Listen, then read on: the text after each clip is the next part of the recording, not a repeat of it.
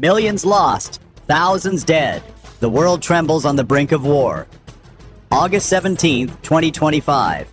In the dark silence of the Pacific, 3 Chinese intercontinental ballistic missiles, each traveling at more than 15,000 miles per hour, slashed the sky toward a U.S. aircraft carrier strike group. In a matter of minutes, thousands of American sailors were nearly annihilated. 2 were destroyed. But one missed close enough to rip the hull of the USS Ronald Reagan, sending a $70 million jet into the sea. What followed was the deadliest clash since the Cuban Missile Crisis. The immediate U.S. response was overwhelming. B-2 bombers, Tomahawk missiles, and a precision strike wiped out 20% of China's nuclear arsenal overnight. In response, Beijing launched 20 intercontinental ballistic missiles, ICBMs, at American cities. What happened to the sailors on that American ship? Could they have survived? After the U.S. counterattacked and destroyed its nuclear arsenal, did China successfully retaliate? I will show you the truth right away. August 17th, 2025. At 2:13 a.m., the quiet night over the Pacific Ocean shattered in an instant. From deep within China's mainland, 3 intercontinental ballistic missiles, ICBMs, thundered into the sky, their flames tearing through the darkness. Each missile, costing more than $110 million and weighing over 80 tons, was designed for one purpose: to destroy America's most powerful symbol of strength, the U.S. aircraft carrier strike group near Taiwan. Within seconds, radar screens aboard the USS Ronald Reagan lit up with warnings. Sailors jolted awake to the blaring of battle alarms. The missiles were traveling at 15,000 miles per hour, 20 times the speed of sound, meaning the fleet had barely 12 minutes to react before impact. For every man and woman on those ships, the clock was ticking down to life or death. The U.S. defenses roared alive. The Aegis combat system locked onto the incoming warheads, while THAAD interceptors prepared to fire. At 180 miles out, the first missile was obliterated in a flash brighter than lightning. Seconds later, the second warhead disintegrated at 70 miles altitude, leaving nothing but fragments raining into the sea. But then came the third missile, the one that slipped through the cracks. Traveling lower, faster, and hidden by electronic countermeasures, it streaked toward the carrier's heart. The intercept window narrowed to seconds. At the last possible moment, an SM-6 missile connected. The warhead exploded, but it was too close. The shockwave slammed into the starboard side of the Ronald Reagan with the force of 10 tons of TNT. Metal screamed as a hole the size of a truck was ripped open in the hull. 7 sailors stationed nearby were thrown violently against steel bulkheads, their bodies battered and broken. On the flight deck above, a fully armed FA-18 Super Hornet, worth $70 million, was lifted off its landing gear and hurled into the ocean like a piece of scrap. For the first time since World War II, an American carrier had felt the raw firepower of a foreign superpower. To older Americans who remembered the Cuban Missile Crisis, the chilling echoes were unmistakable. This was the kind of confrontation that could ignite a world war. Yet amid the chaos and fire, one fact stood out. America's defenses had stopped the unthinkable. 2 missiles destroyed outright. 1 neutralized just feet from disaster. Thousands of lives had been saved. But the message was unmistakable. Beijing was no longer bluffing. They had crossed a line and the world would never be the same. Do you think the United States would respond with weapons of mass destruction? Or would it negotiate peace? Let me know in the comments. Now join me in looking at the carrier's horrific damage. The echoes of the missile blast still vibrated through the steel hull when the first casualty reports arrived. 7 sailors critically injured. 1 $70 million FA-18 Super Hornet lost. A hole 20 feet wide ripped open in the starboard hull of the Ronald Reagan. Not since the kamikaze strikes of World War II had an American carrier suffered such visible damage. For the men and women on board, the unthinkable had just happened. A foreign power had managed to wound the U.S. Navy's crown jewel. At 3:01 a.m., Rear Admiral Thomas Caldwell demanded a secure line to the Pentagon. His voice was measured, but the fury behind it was unmistakable. This was not intimidation. This was an assassination attempt against 5,000 sailors and airmen. The numbers told the story.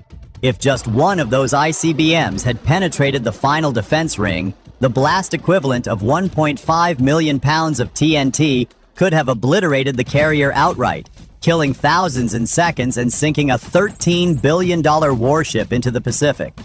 In Washington, President Donald Trump was briefed within 5 minutes. A dozen advisors debated restraint, but time was slipping away.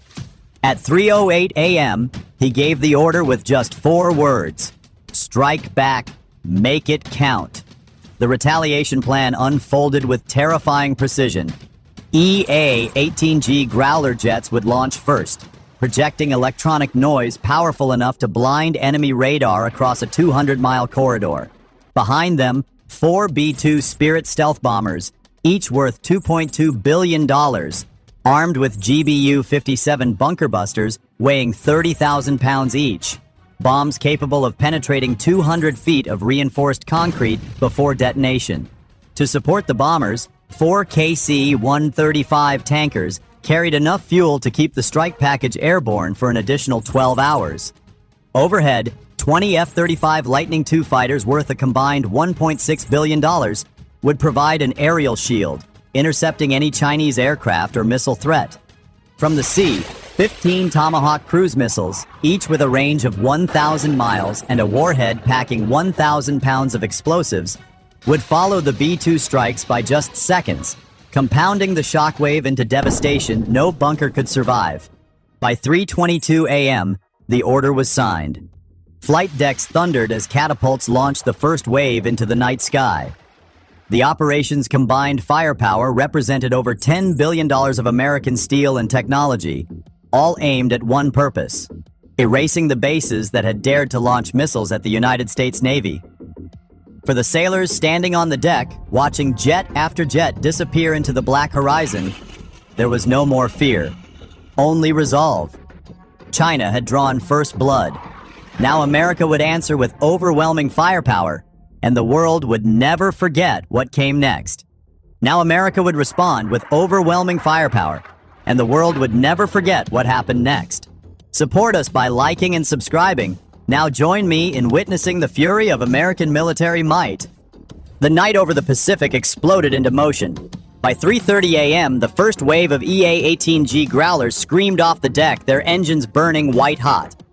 Within minutes, they crossed the invisible boundary line, flooding Chinese radar networks with electronic chaos. Towers from Fujian to Guangdong lit up with static. For the first time, China's vaunted Great Wall of Air Defense was blind. Then came the shadows.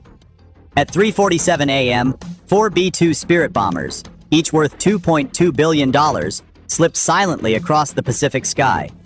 Their radar cross-section was no larger than a bird. Loaded deep inside their bomb bays, GBU-57 bunker busters, each weighing 30,000 pounds, each with the power to carve through 200 feet of reinforced concrete. Every bomb carried the destructive force of 11 tons of TNT, enough to level entire city blocks. As they closed in, the strike group prepared its second hammer. 15 Tomahawk cruise missiles arced into the sky, traveling low at 550 miles per hour.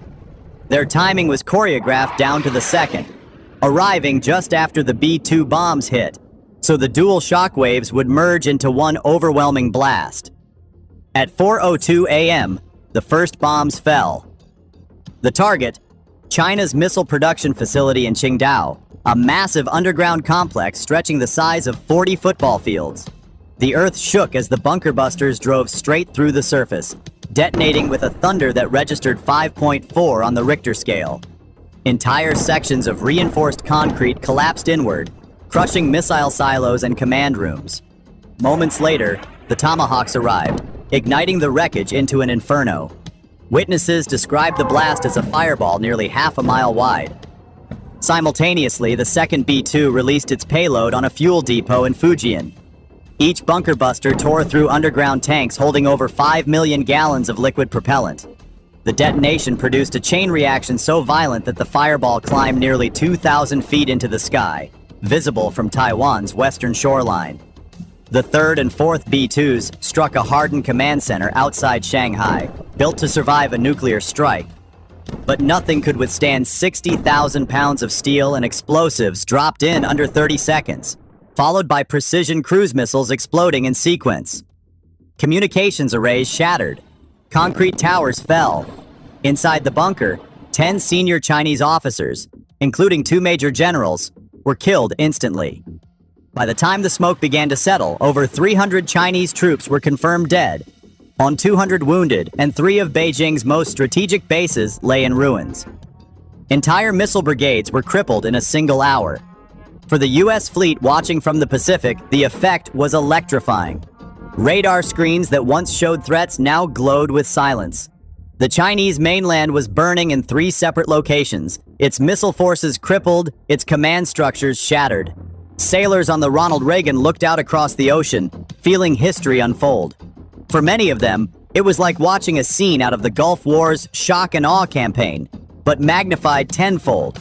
In less than 1 hour, America had unleashed over 200,000 pounds of explosives, the equivalent of 20 Hiroshima bombs worth of conventional firepower, without losing a single aircraft. The message was undeniable. China had dared to wound the United States. And in response, America had struck with precision, fury, and a scale of destruction the world had not seen in decades. But this was only the beginning. Beijing would not remain silent. And deep within China's military command, a counter-strike order was already being prepared. China's unexpected response made them regret it all over again. The smoke from the U.S. strike still hung over Qingdao, Fujian, and Shanghai when Beijing's war rooms erupted in chaos. Screens flickered, communications went dead, and the loss of senior officers left chain of command fractured. But humiliation was intolerable. At 4:30 a.m., China gave its response. Massive retaliation. Orders went out across the 2nd Artillery Corps. Missile crews scrambled into underground silos, pulling launch keys from sealed safes. Within 12 minutes, more than 20 intercontinental ballistic missiles, ICBMs, were fueled, armed, and standing at launch readiness. These were not symbolic threats. They were the crown jewels of China's arsenal, each warhead with the destructive power of 5 to 10 Hiroshima bombs. At 4:42 a.m., the launch sequence began. Towering fireballs rose from silos in Inner Mongolia, Sichuan, and Hubei. The ground quaked as thousands of tons of thrust propelled the warheads skyward. Civilians across China filmed the launches, the night sky torn apart by white-hot trails of flame. In less than 3 minutes, the warheads arced beyond the stratosphere, streaking across the Pacific at Mach 23, over 17,000 miles per hour. Their targets, American soil. In California, air raid sirens wailed across Los Angeles, San Diego, and San Francisco. Families were jolted from their sleep as emergency broadcasts lit every television and radio. Highways jammed within minutes, with thousands trying to flee cities they feared might vanish in mushroom clouds. In Seattle and Honolulu, churches opened their doors as people gathered to pray. For older Americans who remembered the duck and cover drills of the 1950s, the nightmare had returned. Nuclear missiles were inbound. But this was not the 1950s. This was America in 2025. Within seconds, the U.S. Missile Defense Network roared to life. From Fort Greely, Alaska, 44 ground-based interceptors, GBIs, blasted upward at 22,000 miles per hour, targeting the ICBMs as they crossed the exo-atmosphere. Along the Pacific coast, Aegis destroyers launched volleys of SM-3 interceptors, each capable of shattering a warhead with kinetic impact equal to a 10-ton truck hitting at 1,000 miles per hour. In Guam and Hawaii, THAAD batteries lit the sky with streaks of interceptors, while Patriot PAC-3 systems guarded urban centers. Satellites tracked every trajectory in real time, guiding interceptors with accuracy measured in inches. The battle in space unfolded unseen to human eyes, but recorded by sensors in breathtaking clarity. One by one, Chinese ICBMs were destroyed hundreds of miles above the Earth. Some detonated in fiery blossoms, others broke apart into harmless fragments. By the time the last warhead approached within 200 miles of the American mainland, it too was intercepted, reduced to glowing debris falling harmlessly into the Pacific. The results were staggering. 20 out of 20 Chinese ICBMs neutralized. 0 U.S. casualties. Not a single city struck. For China, the cost was catastrophic. Each missile lost represented hundreds of millions of dollars, years of research, and the credibility of its deterrent power. For the United States, it was the most decisive demonstration of missile defense in history. Yet even in victory, the U.S. Navy knew this was no end. Beijing had shown its willingness to gamble with global annihilation, and Washington, staring at the data pouring in from radar networks, understood a chilling truth. This was not a one-night battle. It was the opening act of a far larger war. Here comes the final blow to China's fate. The last fragments of China's failed ICBM barrage were still burning up over the Pacific when the Pentagon made its decision. China had attempted to rain nuclear fire on American soil and failed. Now it was time to ensure they could never try again. At 5:15 a.m. Washington time, U.S. Strategic Command issued Operation Iron Thunder, a counterstrike designed not merely to punish, but to cripple. The order carried the weight of a century of American doctrine, peace through overwhelming strength. The scale was staggering. From Diego Garcia in the Indian Ocean, 3 B-2 Spirits and the first operational B-21 Raider stealth bomber lifted off, each carrying payloads worth 80,000 pounds of precision ordnance. From the carrier strike groups in the Pacific, 48 F-35s roared into the night sky, fully armed with AIM-120 missiles and JDAM bombs. Supporting them, 6 KC-135 and KC-46 tankers carried enough fuel to keep the skies filled for 12 continuous hours of combat.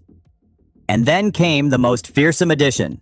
Ohio-class submarines, submerged silently off the Chinese coast, opened their launch hatches. In a single coordinated salvo, they fired 96 Tomahawk cruise missiles, each one a steel spear traveling 1,000 miles at treetop height, guided with pinpoint GPS precision. The targets were chosen with surgical intent. The Yulin Naval Base on Hainan Island, home to China's nuclear submarine fleet. The Xiangyang Air Base, which housed H-6K nuclear-capable bombers. A massive missile assembly complex in Chengdu, producing parts for ICBMs. The first explosions hit at 5:54 a.m. local Chinese time. At Yulin, Tomahawks slammed into submarine pens carved into the cliffs. The blasts tore open reinforced blast doors, igniting fuel depots and detonating torpedoes stored inside. Satellite feeds later confirmed 4 nuclear-capable submarines destroyed at dock, each valued at over $2 billion. Minutes later, Chengdu lit up as a B-2 bomber dropped 2 GBU-57 bunker busters, each weighing 30,000 pounds. The bombs drilled through the factory floor before detonating, obliterating an assembly line that produced an estimated 20 ICBMs per year. Over 600,000 square feet of industrial complex was reduced to rubble in less than a minute. Meanwhile, Xiangyang Air Base erupted under waves of F-35 strikes. Hardened aircraft shelters crumbled, and H-6 bombers worth $60 million each were shredded before they could leave the ground. By dawn, 11 bombers lay in twisted ruins, their hangars burning like torches against the horizon. The numbers were devastating. 96 Tomahawks launched, 91 confirmed hits. Over 1,200 Chinese military personnel killed or wounded in less than 1 hour. More than $15 billion worth of military assets destroyed before sunrise. For the sailors aboard the USS Ronald Reagan, watching the satellite images stream in, it was a moment of grim satisfaction. The same carrier that had nearly been crippled hours earlier was now the platform from which vengeance was delivered. For Americans watching the news back home, the shock was immediate. The United States had demonstrated not just defense, but overwhelming offensive power. In a single night, China's strategic forces had been pushed back decades. But beneath the triumph, one chilling thought lingered. A wounded dragon was still a dragon. And Beijing, humiliated and enraged, would not stop here. By the time the sun rose over the Pacific, the scale of America's strike was already being measured in boardrooms, embassies, and newsrooms around the world. Satellite images told the story no words could soften. 3 Chinese strategic bases annihilated, 4 nuclear submarines destroyed, 11 bombers reduced to wreckage, and an ICBM factory flattened. In just 6 hours, the United States had erased nearly 20% of China's long-range strike capability. For global audiences, the numbers were staggering. Analysts estimated the damage at more than $20 billion in lost assets, an economic blow equal to wiping out the annual defense budget of a mid-sized nation in a single night. On Chinese state television, anchors struggled to explain how 96 Tomahawk missiles and 80,000 pounds of bunker-busting ordnance had slipped past their defenses with near-perfect accuracy. 91 out of 96 hits confirmed. In Europe, NATO officials hailed the strike as proof that the United States remained the undisputed guardian of the free world. In Moscow, the Kremlin called for restraint but privately marveled at the precision. Never before had a nation demonstrated the ability to strike 3 hardened sites simultaneously without losing a single aircraft. For older Americans, the images were hauntingly familiar. The last time the world had trembled like this was during the Cuban Missile Crisis of 1962, when nuclear annihilation seemed only minutes away. Now, more than 60 years later, the nightmare had returned. But this time, America's shield had held, and its sword had cut deeper than anyone imagined. The psychological effect on Beijing was severe. Generals who had once boasted of a missile wall now faced the reality that decades of investment could be reduced to rubble in one night. Soldiers who once believed American carriers were vulnerable now saw that even a wounded ship could deliver destruction on an industrial scale. By dawn on August 18, 2025, the balance of power in the Pacific had been rewritten in fire. America's missiles and bombers had destroyed over $20 billion in Chinese military assets in less than 12 hours. More than 1,500 Chinese troops were dead or wounded, 15 strategic facilities crippled, and a generation of military buildup shattered overnight. Across the globe, leaders absorbed the shock.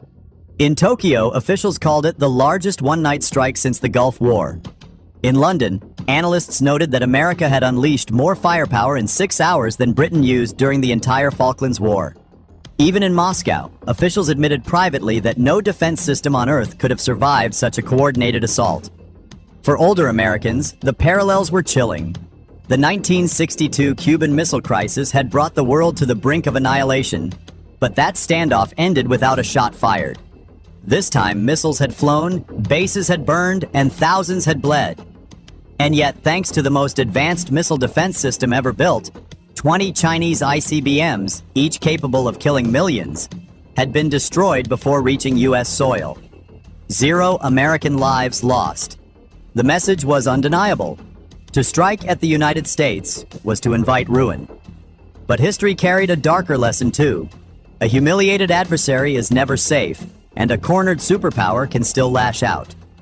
The Pacific was quiet for the moment, but the silence felt fragile, like the pause before the next thunder. And for the world watching, one question loomed. Had the first battle of a new Cold War just begun? The events of August 17th to 18th, 2025 will be remembered as one of the most dangerous confrontations since World War II. In less than 12 hours, the Pacific Ocean saw 3 Chinese ICBMs launched, 20 more fired toward U.S. cities, and more than 300 precision American strikes delivered in response. The numbers alone are staggering. Over $35 billion in combined military assets destroyed, 1,500 Chinese casualties, and the near loss of a $13 billion U.S. aircraft carrier. And yet, the outcome was clear. America's shield held. 20 intercontinental missiles, each capable of killing millions, were reduced to glowing fragments before they touched American soil. Not a single U.S. city was hit. Not a single American civilian died. Instead, America proved that its combination of technology, discipline, and courage could withstand the most direct challenge from a rising superpower. For older generations, the echoes of history were unmistakable. Just as the Cuban Missile Crisis of 1962 once defined an era, this confrontation may mark the opening chapter of a new Cold War. The weapons are faster, the stakes higher, and the battlefield global. But the lesson endures. Peace is preserved not through weakness, but through strength. The men and women of the U.S. Navy stood their ground under fire and struck back with unmatched precision, reminding the world why America remains the guardian of freedom on the seas. The guns have fallen silent, for now. But the question lingers, is this fragile calm the start of peace or merely the quiet before the storm?